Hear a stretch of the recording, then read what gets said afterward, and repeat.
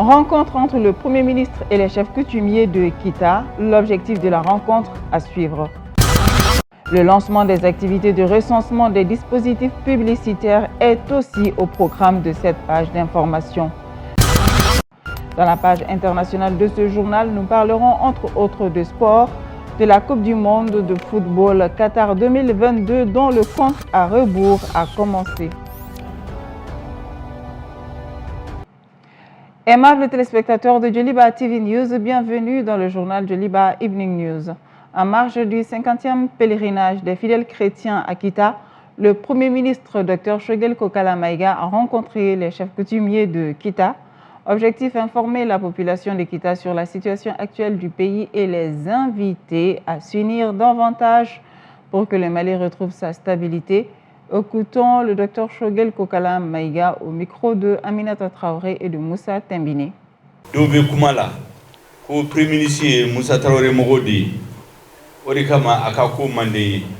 Certains sont en train de parler comme quoi ils ne me supportent pas parce que j'étais un proche de feu Moussa Traoré. Aujourd'hui, j'invite les partisans de Mamadou Konaté, Fili Dabo, Sissoko, Modibo Keïta, Moussa Traoré, Amadou Toumantouré, etc. Tous les dirigeants qui ont géré le pays à s'unir pour le bien-être du Mali. Même quand Modibo Keïta a quitté le pouvoir, il y a des gens qui ont voulu ternir son image. Ça a été le même cas pour Moussa Traoré, Amadou Toumantouré, Amadou Aya Sanogo et Djongouda Traoré et même Ibrahim Bouakar Keïta. Je faisais partie des gens à manifester contre sa manière de gouvernance. Mais cela ne signifie pas qu'il n'a jamais posé de bonnes actions au Mali.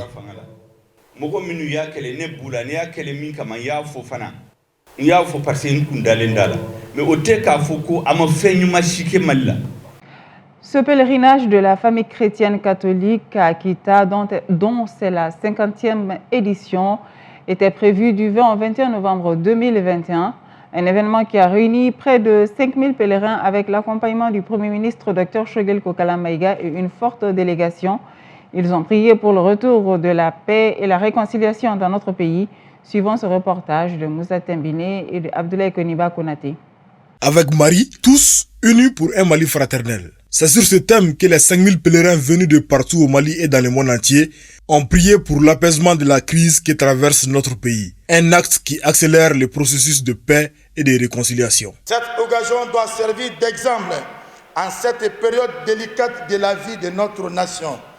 Au nom de son Excellence, le colonel Hachimi Goïta, président de la transition, chef de l'État, et Dr Shogel Kokala Maïga, le Premier ministre, chef du gouvernement, je vous exhorte à implorer la grâce divine pour le retour de la paix, de la quiétude et de vivre ensemble sur toute l'étendue du territoire national et une sortie durable de cette crise qui n'a fait que trop durer. Selon les organisateurs de l'événement, cette 50e édition enregistre la plus grande moyenne de participation par rapport aux années précédentes, notamment la présence du Premier ministre Dr Shogel Kokala Maïga, vivement apprécié par le président de la conférence épiscopale.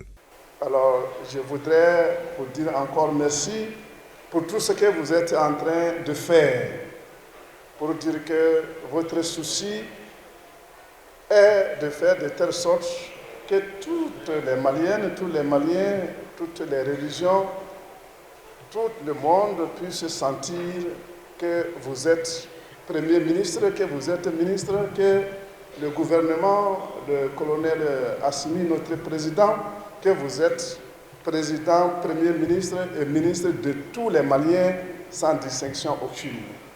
L'une des précieuses vertus de la démocratie est la préservation des droits des minorités. Et cela, le chef du gouvernement, Dr Shogel Kokala Maïga, l'a bien compris. On a l'habitude de dire dans nos discours que le Mali est un pays à 95% musulmans. C'est vrai. Mais vous savez, une démocratie, on dit que c'est la volonté de la majorité. Mais une vraie démocratie, une saine démocratie, c'est la démocratie qui préserve, comme la prunelle de ses yeux, les droits des minorités, y compris les minorités religieuses. Rappelons que ce pèlerinage survient un mois après la libération de la religieuse franciscaine colombienne, Sœur Gloria Cecilia Navarez, enlevée en février 2017 au Mali par un groupe djihadiste. Un ouf de soulagement pour la communauté chrétienne, mais aussi pour les autorités de la transition malienne. La commission d'autorisation et d'implantation des dispositifs publicitaires a lancé ce lundi 22 novembre la campagne d'inventaire dans les localités de Bamako, Kalabankoro et Kati, un recensement qui permettra à terme de connaître les dispositifs publicitaires illégaux implantés anarchiquement. Arona Salia connaît pour le reportage. L'implantation anarchique des dispositifs publicitaires est devenue un véritable casse-tête et pour les municipalités et pour les professionnels du secteur de la communication. Un désordre qui provoque un problème de sécurité routière et un énorme manque à gagner.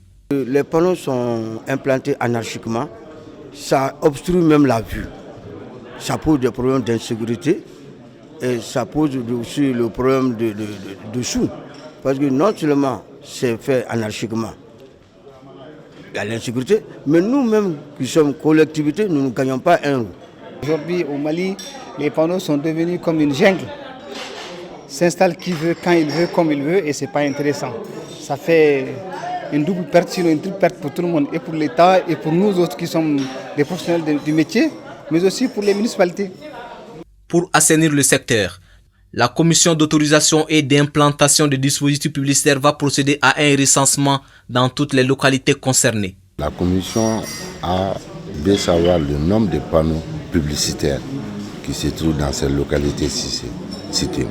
Donc nous avons décidé d'envoyer des équipes de recensement dans les communes de Bamako, Kati et Kalabankoro pour avoir une idée de tous ces panneaux qui se trouvent dans ces collectivités et puis avoir évalué leur état en termes des panneaux défectueux, en termes des panneaux qui gênent la circulation. La commission promet de séparer les bons grains des livrets, ensuite procéder à des sanctions pour que le secteur profite bien aux trois parties. Si on ne se conforme pas au texte, on s'ajuste obligatoirement à des textes, ça c'est obligatoire. Donc il y a des sanctions bien sûr qui sont prévues parce qu'on va désinstaller des panneaux et puis on va sanctionner ceux qui ne sont pas en règle avec les textes. Nous allons protéger la population, protéger les collectivités parce que quand le secteur est bien assaini, les recettes des collectivités vont être améliorées. Quand le secteur est bien assaini, il n'y aura pas de concurrence déloyale. Le gouvernorat du district de Bamako a en charge la supervision du recensement.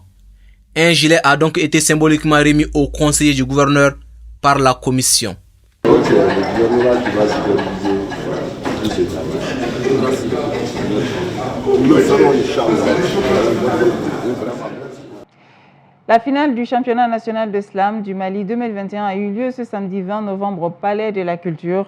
Après une compétition entre les jeunes amoureux du slam, Kadiatou Mariko remporte la victoire dans la rubrique Les enfants slam, les adultes acclament et Oumar Maïga dans la rubrique Championnat national interuniversitaire de slam. Le compte rendu avec Adama Sanogo. Corona, montre-moi, vous avez inventé toutes sortes de techniques, des tics, des tactiques, ça n'a pas peur, mais je suis affiché dans ce TikTok. Masse distanciation, à cause des temps. Ils étaient plusieurs jeunes au départ pour décrocher les trophées du championnat national de slam du Mali 2021. Et les enfants slam, les adultes acclament. 5 candidats dans chaque catégorie étaient retenus pour la phase finale. Finalement, ce sont Kadiatou Mariko et Oumar Maïga qui remportent les premiers prix. Je suis très heureuse d'avoir remporté ces trophées parce que c'était en quelque sorte un défi pour moi. J'ai toujours aimé le slam et j'aime toujours remporter des trophées. Bon, c'est mon petit défaut ou une qualité on peut dire, mais j'aime beaucoup les trophées. Et ce que j'aime par-dessus tout, c'est l'expérience qu'on tire de ces compétitions. Je suis animé d'un sentiment de fierté. Je suis vraiment content.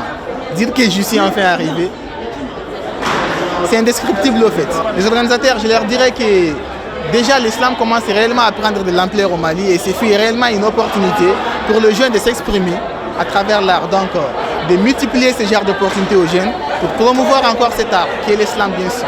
Le championnat national interuniversitaire de slam a vu le jour afin de propulser le slam malien à un niveau supérieur, soutient son initiateur Sori Kamara. C'est la finale du championnat national interuniversitaire du Mali, la première édition. et de la compétition, les enfants slament, les adultes acclament. Donc pour mieux promouvoir l'islam dans le milieu universitaire, c'est la raison pour laquelle j'ai initié la compétition. Les Slam Masters présents à cette cérémonie ont saisi l'occasion pour conseiller les jeunes amoureux du slam sur les techniques appropriées pour maîtriser davantage cet art. Venu pour 2 concerts inédits dans la capitale malienne, l'artiste congolais Fally Ipupa a procédé à un don en faveur des enfants démunis. C'était ce dimanche 21 novembre 2021 à la pouponnière de Bamako. Les détails avec Aminata Chektal. C'est à 11h précises que le convoi de l'artiste international congolais Fally Ipupa est arrivé au centre d'accueil et placement familial, communément appelé Pouponnière de Bamako, où il a remis une enveloppe pour soutenir les orphelins de la pouponnière. Un geste qui fait partie des habitudes de l'artiste. Nous sommes venus ce matin à la pouponnière de Bamako pour assister à la cérémonie de remise de dons de l'artiste international congolais Fally Ipupa, qui profite de son concert pour faire un don aux orphelins de la pouponnière de Bamako. Nous sommes très touchés par son geste et comme vous le savez, il a créé la fondation Fally Ipupa depuis quelques années. Donc à travers sa fondation, il vient en aide aux couches défavorisées des différentes communautés. Donc c'est dans le même cadre, en marge de son concert, qu'il fait ce don aujourd'hui aux orphelins. La directrice, les travailleurs ainsi que l'ONG AFLID se disent satisfaits et remercient le donateur. On remercie beaucoup Fally pour la visite. On est contents, les enfants sont contents, on lui remercie très bien, on lui remercie beaucoup et on lui souhaite bonne chance.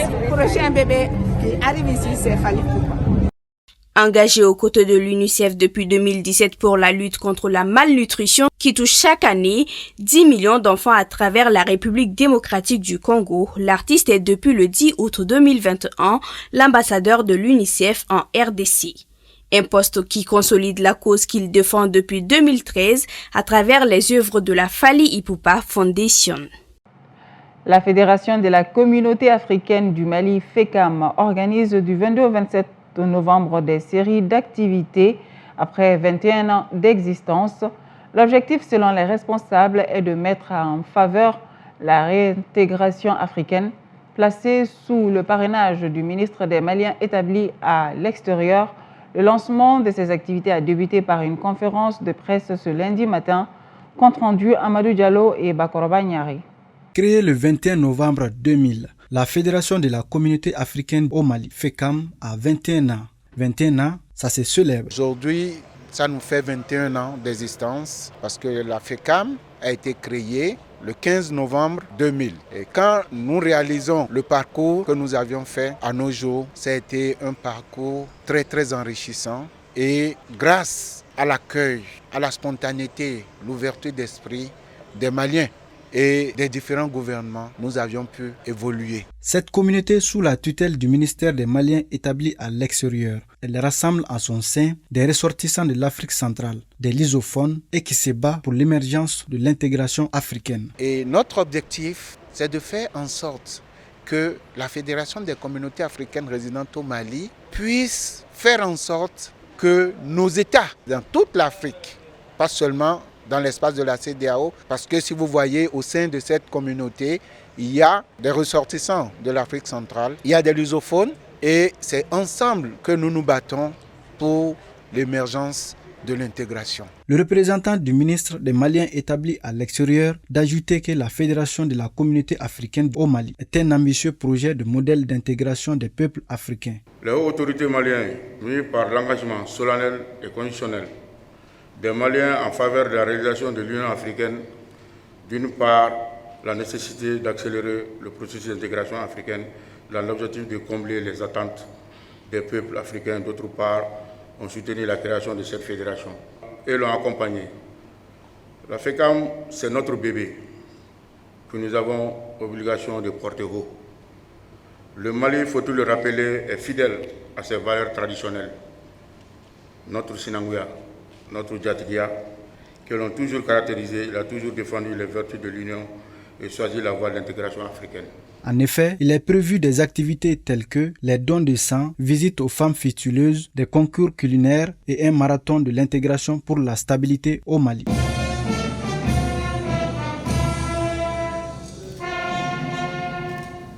L'image du jour à présent consacrée au Mont Saint-Michel.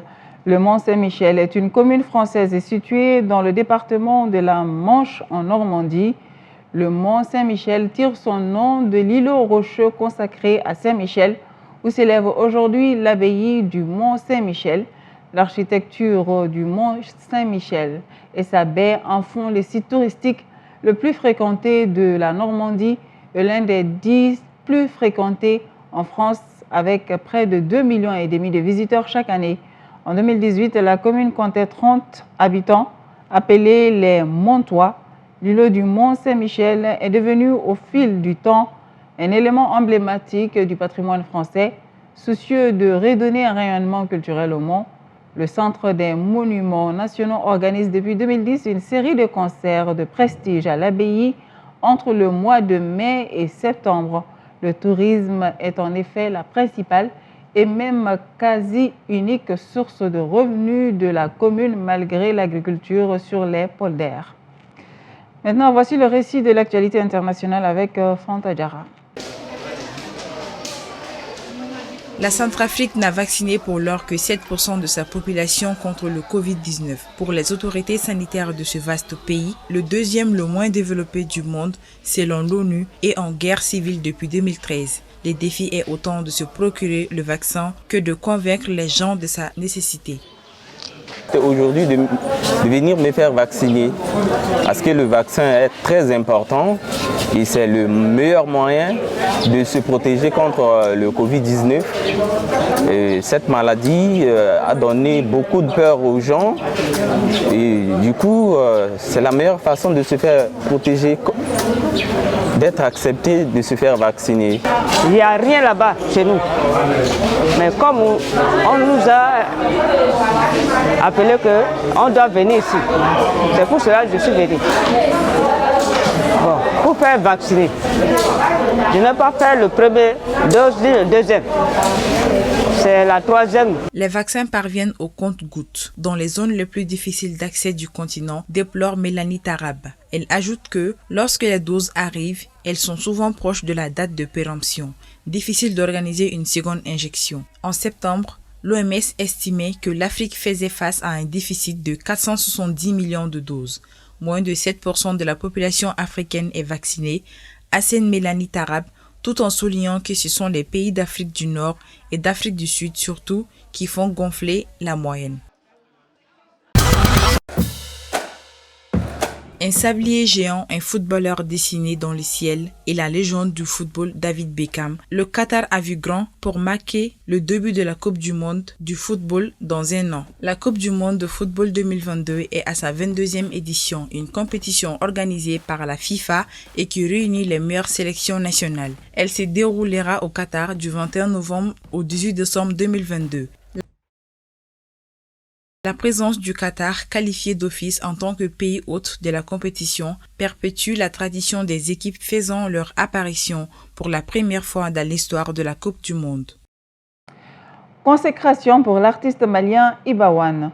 Environ une semaine après son sacre du meilleur artiste de l'Afrique de l'Ouest au prix des musiques urbaines Prix Mood à Abidjan, Côte d'Ivoire, Iba Wane vient de s'offrir les 5 trophées des Afrima Awards pour lesquels il avait été nominé.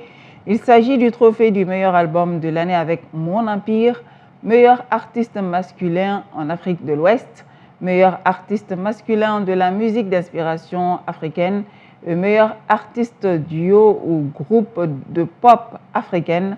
Par ailleurs, Iba Wane est également nominé à la 5e édition des African Talent Awards en Côte d'Ivoire et à la 20e édition du Koundé d'Or, les trophées de la musique au Burkina.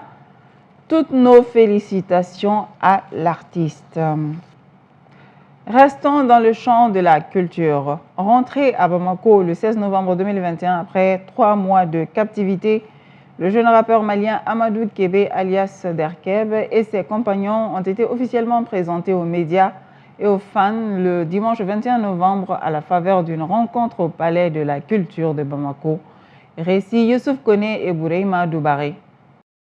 C'est dans une immense joie que l'artiste Amadou Kébé et ses compagnons et leurs fans se sont rencontrés pour la première fois le dimanche 21 novembre 2021 depuis leur libération le 16 novembre 2021. Habillé d'un ensemble orange, c'est avec un sourire de reconnaissance que l'artiste Dr Keb a fait son apparition au milieu des centaines de fans. Cris de joie et chants ont étoffé ses retrouvailles. L'objectif principal de cette rencontre, selon la cellule de crise mise en place par l'équipe de l'artiste, était non seulement de présenter les ex-otages aux médias et aux fans, mais aussi leur donner l'opportunité d'adresser leurs remerciements aux autorités maliennes ayant contribué à leur libération, ainsi qu'à tous ceux qui leur ont manifesté leur soutien durant leur période de captivité. Le point d'orgue de cette rencontre a sans doute été les témoignages émouvants de l'artiste et ses compagnons et leurs familles sur les épreuves qu'ils ont traversées chacun de leur côté durant ces 3 mois. Pour un rappel, Dr Keb et ses fans avaient été pris en otage dans la région de Tombouctou où ils s'étaient rendus fin juillet 2021 pour une série de concerts sur la paix et la réconciliation nationale. Dr Keb retrouve ainsi ses fans après des mois de captivité et leur histoire d'amour peut donc continuer de plus belle. Et pour joindre l'utile à l'agréable et sceller leurs retrouvailles, l'artiste n'a pas manqué de faire un a cappella en chœur avec le public enthousiaste.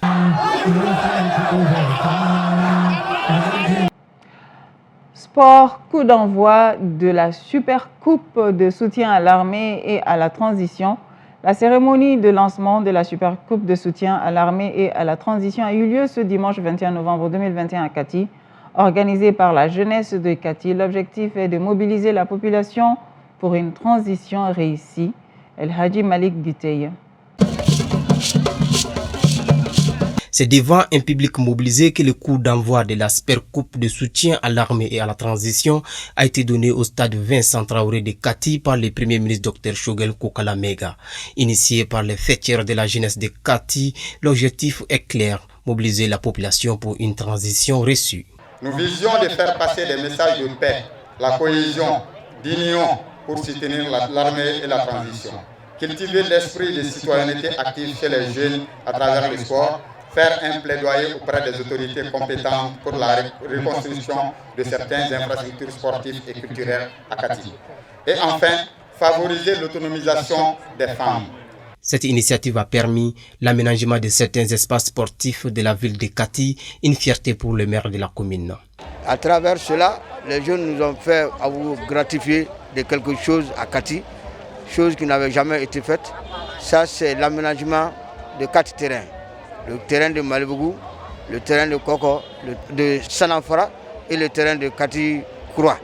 Donc nous avons pu avoir l'aménagement de ces 4 terrains. Bon, je pense qu'il y aura 2 autres terrains. Bien avant, c'est le Premier ministre Dr Choguel Kokala Mega qui a confirmé l'importance d'une telle initiative pour le développement sportif de la localité. Parce qu'aujourd'hui, soutenir les forces armées de sécurité, c'est le premier soutien à la transition.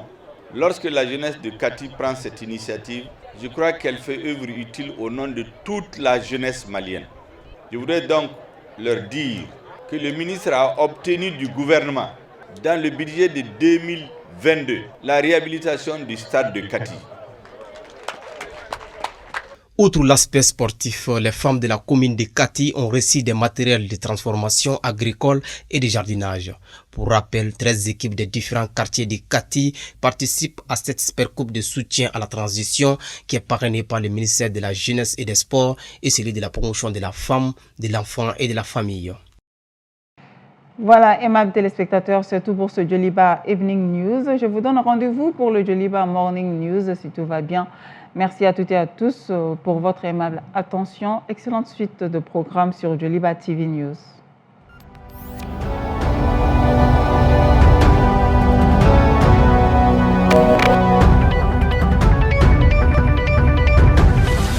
Djoliba Evening News.